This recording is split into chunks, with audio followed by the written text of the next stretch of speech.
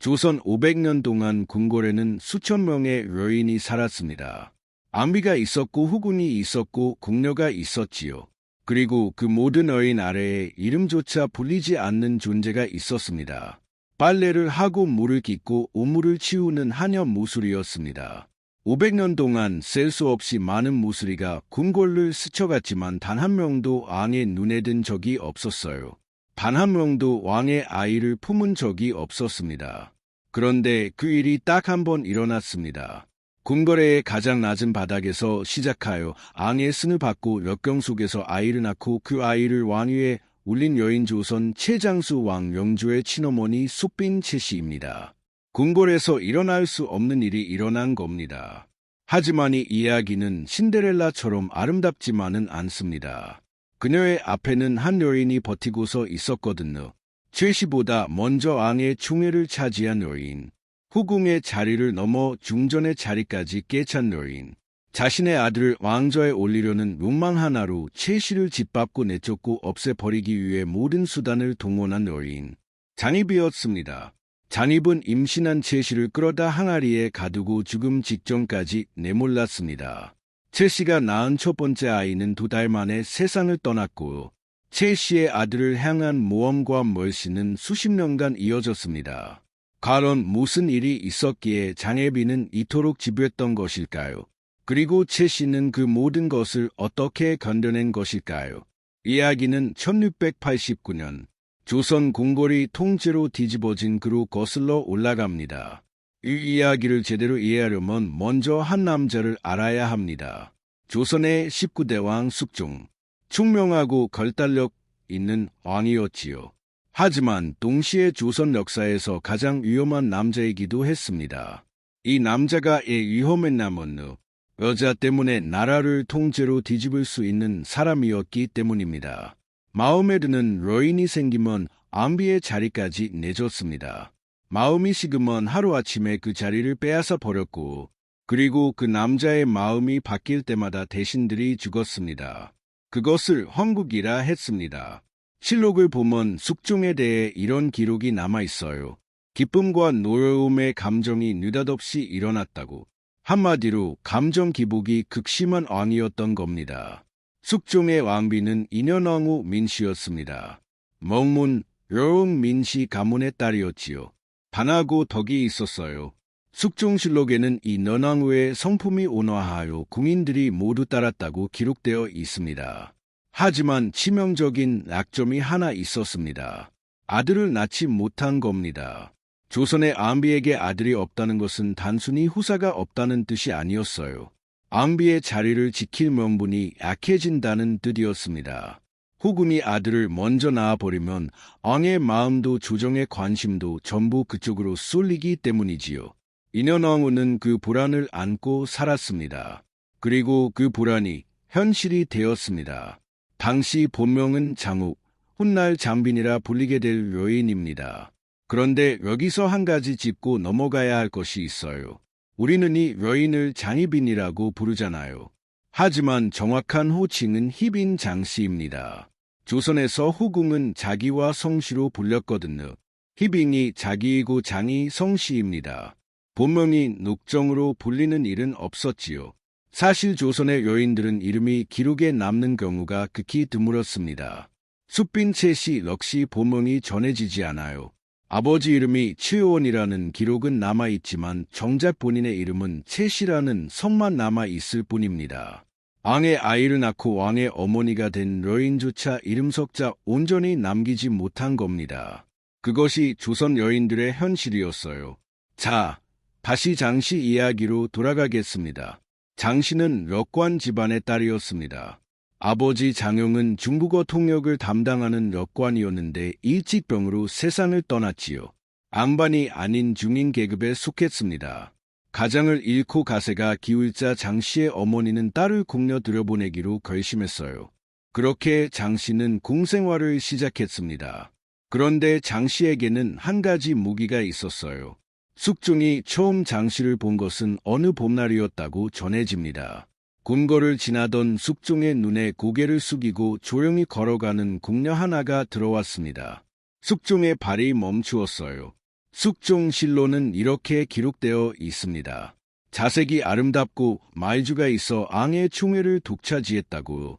기록은 담담하지만 현실은 담하지 않았습니다. 당시가 고개를 들어 눈이 마주친 순간 숙종은 시선을 거둘 수 없었습니다. 눈매가 깊었어요. 입술 끝에 미소를 머금은 듯 머금지 않은 듯한 표정.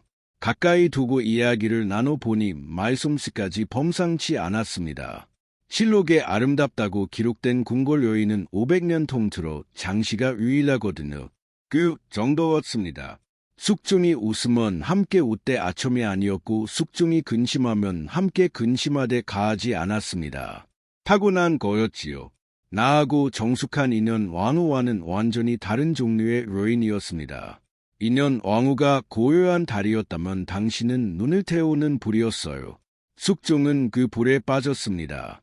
인현 왕후가 잠자리에서 기다리고 있어도 숙종의 발걸음은 장씨의 처소로 향했습니다. 1688년 10월 장씨가 아들을 낳았습니다. 숙종의 철아들이었어요.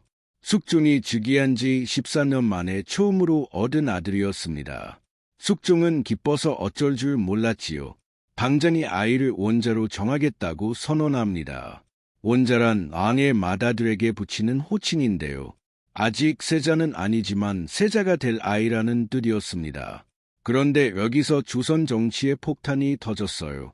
당시 조선은 서인과 남인이라는 두 세력이 권력을 나눠 가지고 있었습니다.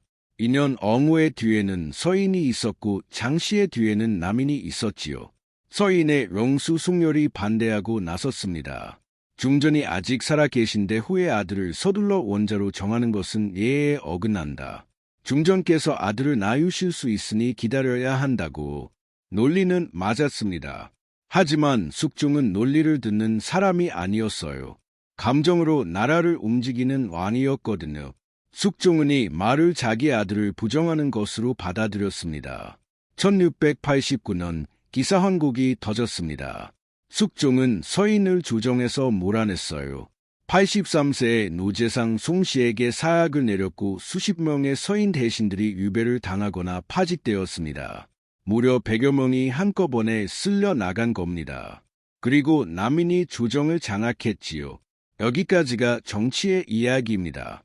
하지만 이 정치의 칼끝은 한 사람을 향하고 있었어요. 인현왕후였습니다. 남인들은 인현왕후를 폐비할 것을 청했습니다. 폐비 왕비의 자리에서 끌어내리는 겁니다. 조선에서 왕비란 단순히 아내 아내가 아니었어요. 동료의 이름이 올라간 군모였습니다. 군모를 폐한다는 것은 나라의 근본을 흔드는 일이었지요. 그래서 서인 대신들이 죽음을 무릅쓰고 반대했고 바로 그래서 그 대신들이 죽거나 쫓겨난 겁니다. 남인들조차 이건 너무한 거 아니냐며 반대했을 정도였어요. 하지만 숙종의 의지는 꺾이지 않았습니다. 1689년 5월 2일 엉우민 씨는 군을 나섰습니다. 폐수인이 된 겁니다. 안비에서 하루아침에 평민이 되었어요. 군박 안곡동 감고당이라는 작은 집에서 궁녀 한 명 없이 살게 되었습니다. 어제까지 군모였던 여인이 오늘은 밥 짓는 사람조차 없었지요. 진록에 따르면 당시 이 너낭후의 사과 형편은 참담했습니다. 댐 나무와 쌀이 부족했고 창호 지문에 구멍이 나도 고치지 못할 정도였어요. 처수 아픈 잡초로 엉망이 되었고 밤에는 중도둑도까지 들끓었다고 합니다. 친아들이 숙종에게 인현 왕후에게 옷과 양식이라도 보내달라고 청했지만 숙종은 냉혹하게 거절했어요. 그리고 같은 해 장씨가 중전의 자리에 올랐습니다. 억관 집안 출신의 후군이 조선의 안비가 된 겁니다. 더 이상 잔입이 아니었어요. 사극에서 중전마만 납시우 하는 그 중전. 장씨가 바로 그 자리에 앉은 겁니다. 장씨가 왕비의 옷을 입은 날부터 궁궐의 공기가 달라졌습니다. 장씨는 자기가 어떻게 이 자리에 올랐는지 정확히 알고 있었어요. 인현 왕후가 쫓겨나야 자기가 올라설 수 있었습니다. 그 말은 곧 인현 왕후가 돌아오면 자기가 쫓겨난다는 뜻이기도 했지요. 그래서 당신은 철저했습니다. 잔인할 정도로 철저했어요. 궁궐 안에서 이 너낭후의 이름을 입에 올리는 것을 금지시켰습니다. 폐비 안부를 묻는 것조차 허락하지 않았지요. 장씨는 측근 상궁들을 각 정각에 배치해서 누가 누구와 만났는지 누가 어디서 무슨 말을 했는지 밤마다 보고를 받았습니다.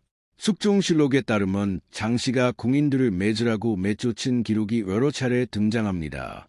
한 번은 인현왕후를 모시던 나인이 실수로 옛 주인의 안부를 물었다가 그 자리에서 곤장 30대를 맞고 궁 밖으로 쫓겨난 일이 있었어요.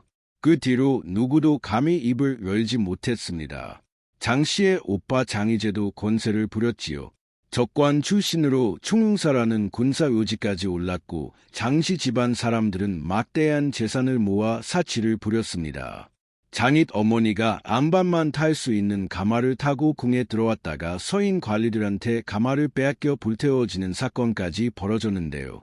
이 소식을 들은 숙종이 불같이 화를 내며 관련된 관리 2명을 잡아다 벌을 줬고 그 2명이 죽었습니다. 숙종의 총애가 그 정도였어요. 궁인들은 눈을 내리고 숨을 죽였습니다. 장씨의 눈에 띄지 않는 것만이 살아남는 방법이었지요. 그 공포의 궁궐, 가장 깊고 가장 낮은 곳에 한 여인이 숨을 죽이고 있었습니다. 채씨 7살에 궁에 들어온 고아였습니다. 아버지 채원이 일찍 세상을 떠났고 어머니 역시 기댈 곳이 없었지요. 갈 곳 없는 아이였습니다. 궁궐에서는 이런 아이를 데려다 무수리로 길렀어요. 돌아갈 곳이 없는 아이는 도망치지 않으니까요. 오직 궁에만 매달릴 수밖에 없습니다. 그것이 궁궐이 원하는 무수리의 조건이었습니다. 무수리란 뭐였을까요? 궁녀가 하지 않는 일을 하는 사람이었습니다. 새벽 2시 지금으로 치면 새벽 3시쯤 다른 궁이들이 아직 잠들어 있을 때 어린 채씨는 상궁들의 심부름을 하며 궁궐을 뛰어다녔습니다. 나이가 들면서 점차 험한 일이 맡겨졌지요. 물 긋기, 빨래 오물 치우기. 한겨울에는 우물 위에 얼음이 두껍게 얼었습니다. 돌을 들어 얼음을 내리치고 갈라진 틈 사이로 손을 넣어 물을 퍼올렸어요. 얼음물에 담갔다 뺀 손등이 갈라졌습니다. 악은 없었지요. 상궁이 쓰다 버린 헝겊 조각으로 손을 감싸는 것이 치료의 전부였어요. 그 손으로 빨래를 했습니다. 그 손으로 우물통을 날랐고 그 손으로 무거운 물동이를 이고 돌계단을 올랐습니다. 발을 헛디면 물동이 굴러 떨어졌고 물을 엎지르면 매질이 기다리고 있었지요. 밥은 상궁들이 먹다 남긴 것을 긁어 담아 먹었고 잠은 정각 구석 맨바닥에서 잤습니다. 채씨는 그 생활을 25년 동안 했어요. 7살에서 32살까지 그 세월이 채씨에게 남긴 것은 2가지였습니다. 돌처럼 거칠러진 손, 그리고 짐승처럼 날카로워진 눈치. 채씨는 궁궐에서 벌어지는 모든 것을 보았어요. 누가 왕의 총애를 받는지, 누가 밀려나는지, 어떤 상궁이 힘이 세고 어떤 내관의 말 한마디에 사람이 쫓겨나는지 다 보았습니다. 하지만 한 번도 입 밖으로 낸 적이 없었지요. 궁궐에서는 아는 것이 많으면 죽습니다. 보고도 못 본 척, 들어도 못 들은 척, 7살짜리가 본능으로 깨우친 생존법이었어요. 채씨의 신도비에는 이런 기록이 남아 있습니다. 천성이 신중하고 단정하여 기쁨과 분노를 얼굴에 나타내지 않았고 여러 궁인들 접할 때는 겸손하고 허묵하여 모두의 헌심을 얻었다고. 타고난 성품이었는지 오랜 궁궐 생활이 만든 것인지 아마 둘 다였을 겁니다. 1689년 인현왕후가 폐위되고 장씨가 중전이 된 해 채씨는 인현왕후의 처소에서 허드렛일을 하던 무술이었습니다. 그런데 채씨와 인현왕후 사이에는 남다른 사연이 있었어요. 인현왕후는 유독 채씨를 눈여겨보았습니다. 하루는 채씨가 처수 앞마당을 쓸고 있었는데 인현왕후가 불쑥 말을 걸었지요. 궁궐에서 안비가 무수리에게 말을 거는 일은 없었습니다. 구수리는 말을 거는 대상이 아니었으니까요. 하지만 인현왕후는 달랐어요. 채씨의 대답이 또렷하고 조리가 있자 놀라며 물었습니다. 글을 읽을 줄 아느냐고. 채씨는 고개를 숙이며 대답했지요. 궁녀들이 읽는 것을 어깨 넘어 배웠을 뿐이라고. 인현왕후는 웃었습니다. 그날 이후 인현왕후는 종종 채씨를 가까이 불렀어요. 차를 내리기도 했고 때로는 마이버들 삼기도 했습니다. 궁궐에서 오랫동안 사람 대접을 받아본 적 없는 채씨에게 그것은 생전 처음 느끼는 온기였지요. 그래서 인현왕후가 쫓겨났을 때 최 씨에게 그것은 단순히 주인이 바뀌는 일이 아니었습니다. 생전 처음으로 자신을 사람으로 대해준 분이 사라진 거였어요. 인현왕후가 쫓겨났으니 최 씨도 위험했습니다. 장 씨는 인현왕후를 모시던 궁녀와 나인 수십 명을 내쫓았거든요. 하지만 최 씨는 살아남았습니다. 모술이었기 때문이에요. 장 씨의 눈에는 궁녀가 보였습니다. 나인이 보였지요. 하지만 모술이는 보이지 않았어요. 벽과 같은 존재, 기둥과 같은 존재. 최 씨는 그 투명함 덕분에 살아남았습니다. 그리고 4년을 숨죽이며 기다렸지요. 1693년 음력 4월 폐위된 인현왕후의 생일이었습니다. 궁궐은 깊은 밤이었어요. 장 씨의 감시가 구석구석 뻗어 있었기에 밤이 되면 궁인들은 숨소리마저 죽였습니다. 그 밤 후미진 정각 구석에서 작은 불빛이 새어나왔어요. 촛불 하나, 거칠고 낡은 무명옷의 여인이 소박한 상 하나를 차려놓고 두 손을 모으고 있었습니다. 폐비가 된 이 인현왕후의 안녕을 비는 기도였죠. 장 씨의 눈과 귀가 궁궐 곳곳에 깔려있는 그 밤에 발각되면 곤장으로 끝나지 않을 수도 있는 그 밤의 여인은 혼자 촛불을 켜고 쫓겨난 옛 주인을 위해 빌고 있었던 겁니다. 인현왕후가 왕비였을 때는 모든 사람이 충성을 맹세했습니다. 하지만 폐비가 된 순간 모두 등을 돌렸어요. 궁녀도 나인도 심지어 친척까지도 궁박감고당에서 혼자 살고 있는 인현왕후를 찾는 사람은 거의 없었습니다. 그런데 궁궐에서 가장 낮은 존재 아무도 이름을 불러주지 않는 모술이 하나가 목숨을 걸고 옛 주인의 생일에 촛불을 켰어요. 최 씨였습니다. 그 불빛을 본 사람이 있었습니다. 숙종이었어요. 잠을 이루지 못하고 궁을 거닐던 숙종이 정각 틈새로 새어나오는 불빛에 발을 멈추었습니다. 문틈으로 들여다보았지요. 거칠고 초라한 옷에 여인이 갈라진 손을 모으고 간절히 고개를 숙인 모습. 숙종은 누구를 위한 기도인지 곧 알아차렸습니다. 그리고 한참 동안 그 자리를 떠나지 못했어요. 애였을까요? 당시 숙종의 마음을 들여다봐야 합니다. 숙종은 이미 장 씨에게 지쳐 있었습니다. 다소곳하던 후궁 시절의 장 씨는 중전이 된 뒤 완전히 달라졌거든요.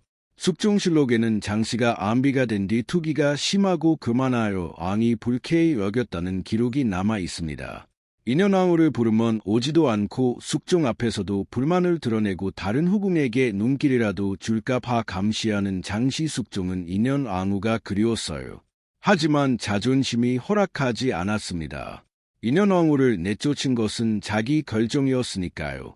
그 결정을 자기 입으로 뒤집는 것은 앙의 체면이 아니었지요. 바로 그 시점에 아무런 권세도 없는 무술이 하나가 아무도 기억하지 않는 인현왕후의 생일에 목숨을 걸고 촛불을 켠 겁니다. 숙종 곁에는 무언가를 원하는 사람들 뿐이었어요. 장 씨는 권력을 원했고 남인 대신들은 자기 당파의 이익을 원했습니다. 그런데 이 무술이는 아무것도 원하지 않았어요. 그저 쫓겨난 옛 주인의 생일을 잊지 않았을 뿐이었습니다. 촛불에 비친 그녀의 모습은 아름답다고 할 수는 없었어요. 오랫동안 궁궐 바닥일을 한 여인의 얼굴은 나이보다 늙어 보였고 손은 갈라지고 거칠었습니다. 하지만 그 간절함이 그 거짓없음이 숙종의 가슴 깊은 곳을 건드렸지요. 며칠 뒤 숙종은 최 씨를 불렀습니다. 최 씨는 떨었을 거예요. 임금이 무술이를 부르는 일은 조선 역사에 없었으니까요. 촛불이 발각된 건지 매를 맞는 건지 쫓겨나는 건지 최 씨는 두려운 마음으로 엎드렸습니다. 숙종이 물었어요. 그런 위험한 짓을 했느냐고. 최 씨가 대답했습니다. 다만 옛 주인의 은혜를 잊을 수 없어서 그리했을 뿐이옵니다. 숙종은 한동안 아무 말이 없었어요. 궁궐에서 이런 대답을 들어본 적이 없었을 겁니다. 계산이 없는 대답, 라심이 없는 대답. 그것이 오히려 숙종에게는 낯설고 그래서 마음에 남았지요. 며칠 뒤 숙종은 출씨를 다시 불렀습니다. 이번에는 묻지 않았어요. 그냥 앉아 있으라고 했습니다. 최 씨는 방구석에 엎드려 있었고 숙종은 아무 말 없이 책을 읽었지요. 그것이 전부였습니다. 그런데 이상한 일이었어요. 당시의 처소에서는 한시도 편하지 않았던 숙종이 무수리가 구석에 앉아 있는 것만으로 마음이 놓였습니다. 며칠 뒤 또 불렀지요. 이번에는 숙종이 먼저 말을 꺼냈어요. 군밭 백성들의 사정이 어떠하더나고. 최씨는 조심스럽게 대답했습니다. 궁 안에서만 살아 잘 알지 못하오나 물을 기르러 나갔을 때 담어모로 들리는 이야기가 있었사옵니다. 숙종은 웃었어요. 궁궐에서 앙 앞에 앉아 모른다고 솔직하게 말하는 사람은 없었거든요. 모르면서도 아는 척하는 것이 궁궐이었습니다. 이 여인은 달랐지요. 그 뒤로 숙종은 최씨를 자주 불렀습니다. 밤이 깊으면 불렀고 잠이 오지 않으면 불렀어요. 최씨는 언제나 같은 자리에 조용히 앉아 있었습니다. 숙종이 말을 하면 들었고 숙종이 침묵하면 함께 침묵했지요. 화려한 말로 비유를 맞추지 않았습니다. 그저 거기에 있었어요. 장씨는 숙종을 사로잡으려 했습니다. 최씨는 사로잡으려 하지 않았지요. 그 차이가 숙종의 마음을 움직였어요. 어느 날 밤이었습니다. 숙종이 최씨의 손을 보았어요. 갈라지고 트고 굳은 살이 박힌 손이었습니다. 숙종이 물었지요. 그 손이 아프지 않느냐? 최씨는 황급히 손을 소매 안으로 감추었습니다. 아프지 않사옵니다. 최씨의 눈이 붉어졌어요. 25년 동안 아무도 물어본 적이 없었기 때문입니다. 그 손이 아프냐고? 1693년 여름, 숙종이 최씨에게 승은을 내렸습니다. 승은이란 임금이 궁중 여인과 잠자리를 함께하는 것을 뜻하지요. 궁궐이 발칵 뒤집혔습니다. 궁녀가 승은을 받는 것은 있을 수 있는 일이었지만 무수리는 궁녀가 아니었거든요. 궁녀 아래의 존재, 내명부 풍계조차 받을 수 없는 존재. 그런 여인이 임금의 승을 받은 것은 조선 개국 이래 처음 있는 일이었습니다. 그런데 이 소식을 들은 장씨가 가만히 있었겠습니까? 가만히 있을 여자가 아니었어요. 장씨에게 이것은 단순한 질투가 아니라 생존의 문제였습니다. 장씨에게는 아들이 하나 있었지요. 1688년에 태어난 숙종의 첫째 아들 세자. 조선에서 후궁의 가장 강력한 보염은 아들이었습니다. 아들이 세자이고 그 세자가 왕이 되면 후궁은 왕의 어머니가 됩니다. 아무도 건드릴 수 없는 자리지요. 그런데 최씨가 임신을 한 겁니다. 만약 아들이라면 숙종에게 아들이 둘이 되는 거예요. 숙종의 마음이 이미 장씨에게서 떠나고 있는 상황에서 최씨의 아들이 어떤 존재가 될지 장씨는 본능적으로 감지했습니다. 거기에다 장애가 돈으로 사람을 매수해서 최씨를 독살하려는 계획까지 세웠다는 기록이 실록에 남아있어요. 장씨 남해가 얼마나 최씨를 위협으로 여겼는지 보여주는 대목이지요. 당신은 곧바로 측근 상궁을 시켜서 최씨를 자기 처소로 끌어오게 합니다. 임신 8개월이었어요. 배가 볼록 나온 최씨가 끌려왔습니다. 장씨 앞에 무릎을 꿇었지요. 장씨가 위에서 내려다보며 말합니다. 무수리 따위가 감히 전하의 용안을 가까이 했으니 그 죄를 어찌 다스려야 할지 모르겠구나. 최씨는 고개를 들 수가 없었습니다. 장씨는 그 임신한 최씨를 마구 때렸어요. 임신한 몸이고 뭐고 상관없었습니다. 그런데 때리고도 성이 안 풀렸는지 장씨는 더 끔찍한 짓을 벌입니다. 큰 항아리를 가져오게 하더니 그걸 거꾸로 뒤집어 세우고는 임신한 최씨를 그 안에 가둬 버린 겁니다. 캄캄한 항아리 속이었어요. 숨도 제대로 쉴 수 없는 좁은 공간에 만삭의 여인이 웅크리고 있었습니다. 뱃속에 아이가 발을 찾을 거예요. 어둠 속에서 최씨는 이를 악물었을 겁니다. 울면 안 됩니다. 소리를 지르면 더 큰 벌이 옵니다.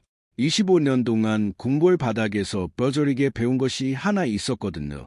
건너야 산다는 것을요. 바로 그때 숙종이 이상한 꿈을 꿉니다. 이 꿈이 숙종실록에도 기록되어 있을 만큼 유명한 이야기돼요. 꿈속에서 황금비충 한 마리가 나타나 눈물을 흘리며 호소했다고 합니다. 지금 내가 죽어가고 있으니 어서 와서 살려달라고. 잠에서 깬 숙종은 등에 식은땀이 흘렀어요. 심장이 뛰었습니다. 급히 레를 불러 최씨는 어디 있느냐고 물었더니 돌아온 대답이 이랬지요. 중전마의 처소에 불려가 있어옵니다. 숙종의 얼굴이 굳었습니다. 직접 달려갔어요. 도착해서 본 광경은 참혹했습니다. 최 씨는 이미 의식이 흐려진 상태였지요. 숙종이 경로했습니다. 중전이 이런 사람이요. 가련히 보지 않는 곳에서 어찌 사람을 저리 잔인하게 매질할 수가 있어. 조금만 더 늦었다면 최 씨도 뱃속의 아이도 럭사에서 안전히 지워졌을 겁니다. 숙종은 최 씨를 구해냈습니다. 하지만 이 사건이 숙종에게 남긴 것은 분노만이 아니었어요. 결심이었습니다. 장 씨에 대한 마지막 미련마저 끊어진 순간이었지요. 최 씨는 가까이로 아이를 지켜냈습니다. 그리고 아들을 낳았어요. 무술이 출신의 여인이 왕자를 낳은 겁니다. 하지만 기쁨은 오래가지 않았습니다. 첫 번째 아들은 태어난 지 2달 만에 세상을 떠났어요. 이름조차 지어지기 전이었습니다. 갓 태어난 아이가 2달 만에 죽는 일 당시에는 드문 일이 아니었습니다. 하지만 최 씨에게 그것은 폭개가 아니었어요. 장씨 앞에 끌려가 항아리에 갇힌 채 죽을 뻔한 고통을 견뎌가며 지켜낸 아이였습니다. 그 아이가 2달 만에 사라진 거예요. 야사에는 이런 이야기가 전해집니다. 첫 아이를 잃은 뒤 최 씨는 매일 새벽 우물가에 나갔다고 해요. 무술이 시절처럼 물을 기르러 간 것이 아니었습니다. 아무도 없는 새벽 우물가에서 혼자 울었다고 합니다. 낮에는 울지 않았어요. 궁궐에서 눈물을 보이면 약해 보이고 약해 보이면 잡아먹히니까요. 그래서 새벽에 아무도 보지 않는 곳에서 물 기는 척하며 울었습니다. 오랜 세월 익힌 생존법이 슬픔 앞에서도 작동하고 있었던 거예요. 장 씨의 저주가 거기까지 미친 것인지 럭사는 아무런 답도 남기지 않았습니다. 그러나 럭사는 최 씨를 여기서 멈추게 하지 않았습니다. 1694년 봄 갑술왕국이 일어났어요. 숙종이 다시 판을 뒤집은 겁니다. 난민이 축출되고 서인이 돌아왔습니다. 사형 14명, 유배 67명, 파직 54명, 총 135명의 남인 세력이 하루아침에 쓸려 나갔지요. 그리고 2년 왕후가 복이 되었습니다. 군박고당에서 5년을 버틴 2년 왕후가 다시 중전의 자리에 앉은 거예요. 5년 전 빼앗겼던 그 자리를 되찾은 겁니다. 조전 럭사상 폐비가 다시 중전으로 복위된 것은 전무후무한 일이었습니다. 그렇다면 장 씨는 어떻게 되었을까요? 조선에서 군무는 두릴 수 없었습니다. 2년 왕후가 중전이 되었으니 장 씨는 내려와야 했지요. 여기서 조선 후궁의 풍계를 알아야 이 이야기가 이해됩니다. 조선의 후궁에는 8단계 풍계가 있었어요.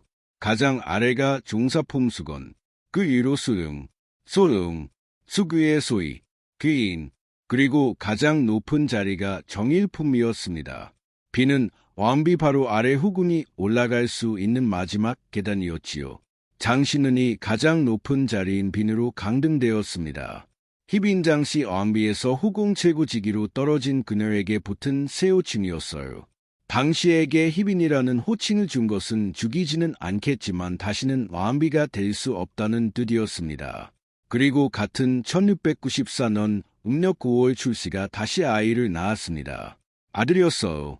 첫 아이를 잃은 지채 1년이 되지 않았을 때였습니다. 숙종은 크게 기뻐하며 이렇게 말했다고 합니다. 애미를 닮았으니 몸은 튼튼하겠구나. 아름다운 여인이 아니라는 뜻이기도 했어요.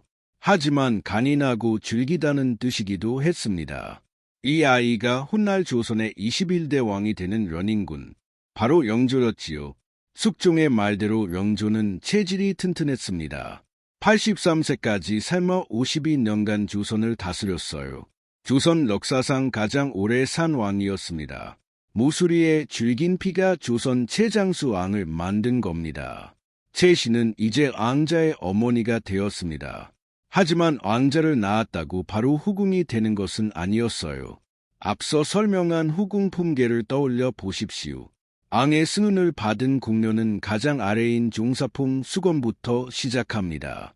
그런데 최 씨는 궁녀도 아니었어요. 무술이었습니다. 품계를 받을 자격조차 없는 신분이었지요. 숙종은 최 씨를 종사품수건으로 책봉했습니다. 그것조차 파격이었어요. 무술이가 내면부 품계를 받은 것은 조선 역사에서 처음이었으니까요. 대신들 중에는 반대하는 이도 있었습니다. 무술이 출신에게 어찌 품계를 내리시나이까. 하지만 숙종은 밀어붙였지요. 왕자를 낳은 여인에게 품계를 주는 것이 어찌 잘못이란 말이냐고. 최씨는 수건이 되었습니다. 이후 종이품 수기를 거쳐 마침내 정일품 숙빈에 올랐어요. 숙빈 후궁이 올라갈 수 있는 가장 높은 자리였습니다. 무술이에서 수건수에 그리고 숙빈. 조선 500년 역사에서 이런 일은 없었습니다. 앞으로도 없을 거예요. 하지만 숙빈이라는 이름이 최씨를 지켜주는 것은 아니었습니다. 희빈 장씨는 아직 살아 있었거든요. 후궁으로 강등되었을 뿐 궁궐에 있었고 여전히 세자의 어머니였습니다. 세자가 왕이 되는 날 장씨는 다시 올라설 수 있었지요. 최씨에게는 든든한 방패가 하나 있었습니다. 복이 된 인현왕후였어요. 인현왕후는 궁으로 돌아온 뒤 최씨를 각별히 대했습니다. 자신이 쫓겨나 궁 밖에서 비참하게 살고 있을 때 유일하게 촛불을 켜준 사람이었으니까요. 인현왕후에게는 아들이 없었습니다. 최씨의 아들 런인군을 아끼며 가까이 두었지요. 인현왕후가 살아있는 한 최씨와 런인군은 안전했습니다. 하지만 그 방패에 금이 가기 시작했어요. 후궁으로 강등된 장씨는 인현왕후가 자신의 중전 자리를 빼앗았다고 생각했습니다. 장씨는 자기 측근 궁녀들을 보내 인현왕후의 동태를 감시했어요. 인현왕후전에 따르면 심지어 인현왕후가 머무는 중전창에 구멍을 뚫고 안을 엿보는 짓까지 했다고 합니다. 인현왕후는 장씨의 끔찍한 괴롭힘과 감시에 정신적 고통을 받고 있었지요. 1701년 봄 인현왕후가 병에 걸렸습니다. 처음에는 대수롭지 않은 증세였는데 병세는 빠르게 악화되었지요. 그리고 1701년 8월 인현왕후가 세상을 떠났습니다. 35이었어요. 1년 동안 병을 앓다가 결국 눈을 감은 것이지요. 인현왕후가 죽자 조정에서는 장입을 다시 왕비로 복위시키자는 움직임이 일어났습니다. 중전자리가 비었으니 세자의 어머니인 장씨가 올라가는 것이 순서라는 논리였지요. 최씨와 노론에게는 치명적인 상황이었습니다. 최씨에게 인현왕후의 죽음은 방패를 잃은 것이었습니다. 하지만 동시에 생전 처음 자신을 사람으로 대해준 분을 잃은 것이기도 했지요. 바로 그때 숙빈 최씨가 숙종에게 충격적인 사실을 밀고합니다. 빈장씨가 치선당 서쪽에 몰래 신당을 차려놓고 인현왕후를 저주하고 있었다는 겁니다. 무당을 궁궐 안으로 불러들여 구슬하고 인형의 바늘을 꽂고 인현왕후가 죽기를 빌었다고. 궁궐 안에서 안비를 저주하는 것은 면모에 버금가는 중죄였지요. 출씨가 어떻게 이것을 알 수 있었을까요? 오랜 세월 궁궐 구석구석을 다닌 무술이었습니다. 국민들 사이의 소문이 어디서 시작되어 어디로 흘러가는지 알고 있었지요. 특히 무술이의 귀에는 아무도 조심하지 않았어요. 무술이는 사람이 아니라고 생각했으니까요. 그 무술이의 귀가 모든 것을 듣고 있었던 겁니다. 최씨의 고발은 충성심에서 나온 것이었을까요? 아니면 치밀한 생존 전략이었을까요? 아마 둘 다일 겁니다. 장씨가 보이되면 자신과 아들이 위험해지니까요. 충성과 생존이 같은 방향을 가리키고 있었습니다. 궁궐에서 살아남은 여인다운 판단이었지요. 숙종은 경로했습니다. 장씨의 처소를 수색하겠어요. 그런데 숙종이 장씨의 처소를 찾았을 때 눈에 유독 띄는 병풍이 하나 있었습니다. 숙종이 그 병풍을 치워보라고 명했지요. 병풍 뒤에서 나온 것은 구멍이 숭숭 뚫린 한 여인의 초상화였어요. 한 달 전 세상을 떠난 인현왕후의 초상이었습니다. 신당도 발견되었습니다. 인현과 부접, 인현왕후를 저주하는 글거, 증거는 명백했지요. 1701년 10월 숙종은 희빈 장씨에게 사약을 내렸습니다. 신하들 중에는 반대하는 이도 있었어요. 장씨는 아무리 죄가 있어도 세자의 어머니였으니까요. 세자의 어머니를 사악으로 죽이면 훗날 세자가 왕위에 올랐을 때 무슨 일이 벌어질지 모르는 일이었습니다. 하지만 숙종은 강행했지요. 사락이 내려지던 날 장씨는 끝까지 저항했다고 전해집니다. 사약 그릇을 밀쳐냈다는 이야기도 있고 숙종을 만나게 해달라고 울부짖었다는 이야기도 있어요. 하지만 숙종은 오지 않았습니다. 한때 조선에서 가장 아름다운 여인으로 불렸던 장옥정 숙종의 마음을 온통 빼앗았던 그 눈매. 그 모든 것이 사약 한 그릇 앞에서 끝났습니다. 2년 어무를 궁박으로 내쫓고 임신한 최씨를 항아리에 가도 죽음 직전까지 내물었던 그 여인의 최후였지요. 장씨의 죽음은 최씨에게 안 되었을까요? 통쾌함이었을까요? 최씨는 아무 말도 남기지 않았습니다. 이제 최씨 앞길을 막을 자는 아무도 없었어요. 하지만 최씨의 삶이 편안해진 것은 아니었습니다. 새로운 고통이 시작되었거든요. 아들 때문이었습니다. 연인군은 자라면서 어머니의 출신을 알게 되었어요.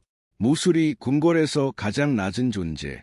그것이 자신의 어머니였다는 사실으로 연인군은 어머니를 사랑했습니다. 하지만 동시에 부끄러워했어요. 1704년 연인군의 혼례를 논의하는 자리에서 신하들이 이렇게 말했습니다. 연인군에게는 따로 저택을 지어줄 필요가 없다고. 어머니가 사는 곳에서 함께 살면 된다고.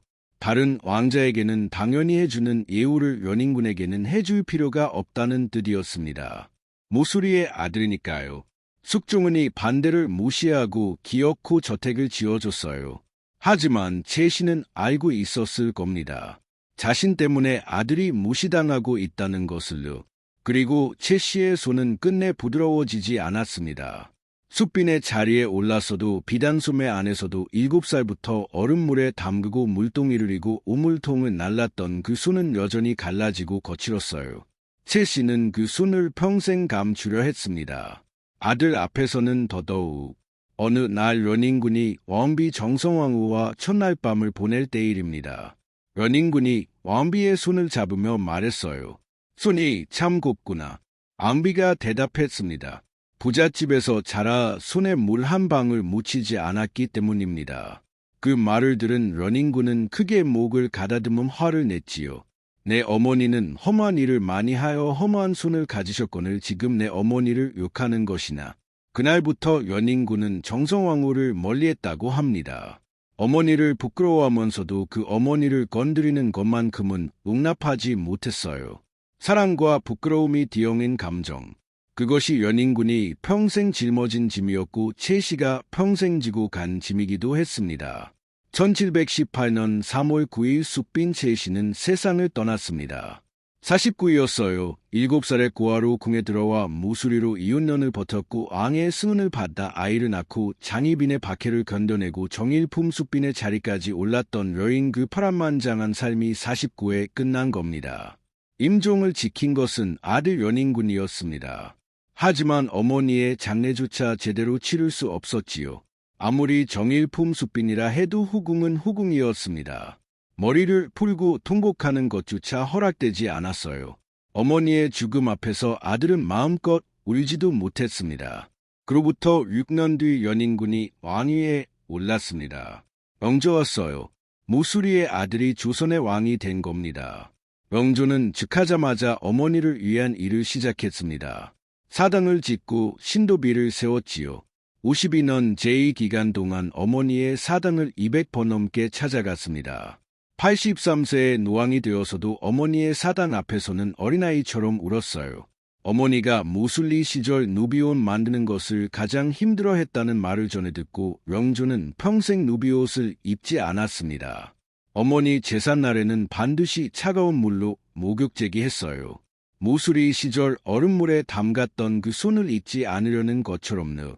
어머니를 부끄러워하면서도 어머니를 그리워했습니다. 그 복잡한 감정이 200번의 발걸음이 되었지요. 이 이야기가 마음에 닿으셨다면 구독과 좋아요를 한번 눌러주십시오. 잊혀진 이름들의 이야기를 계속 찾아올 수 있는 힘이 됩니다. 숯빈 최씨. 그녀의 이름을 가만히 들여다보면 어디선가 본 듯한 얼굴이 겹쳐 보입니다. 손발이 닳도록 일하면서도 자식 앞에서는 그 손을 감추려 했던 여인. 자신의 존재가 짐이 될까 봐 평생 한 발짝 뒤에서 걸어야 했던 여인. 성공했지만 완전히 행복하지는 못했던 여인. 그 모습이 우리 어머니와 너무나 닮아 있습니다. 무술이라는 이름으로 불렸는 이름으로 불렸음이 담고 있는 무게는 결코 가볍지 않습니다. 조선 500년. 무술이는 수없이 많았습니다. 하지만 왕의 눈에 든 모수리는 단 한 명이었지요.